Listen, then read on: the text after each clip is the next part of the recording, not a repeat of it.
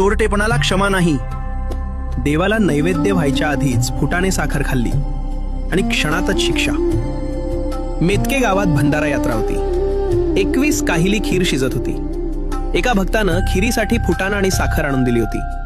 पण स्वयंपाक करताना आचारी खिरीत टाकता टाकता थोडं थोडं फुटाणं व साखर स्वतःच्या तोंडातही टाकत होता. एवढ्यात त्याला शिक्षा झाली आणि अचानक तो उभ्यानेच कोसळला. गडबड उडाली. माणसं जमली. त्याला उठवून बसवले. मामा म्हणाले, देवाला नैवेद्यही झालेला नाही. बाळू धनगराच्या खिरीच्या काहिली म्हणजे हा काय समजतो? त्या माणसाला मामांनी चांगलेच खडसावले. चोरटेपणाला देवापुढेही माफी नाही. आपल्याकडे येणाऱ्या प्रत्येक माणसाचा स्वभाव मामा जाणून असत.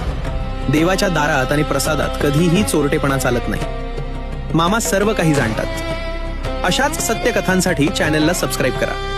बोला बाळू मामांच्या नावानं चांग भल.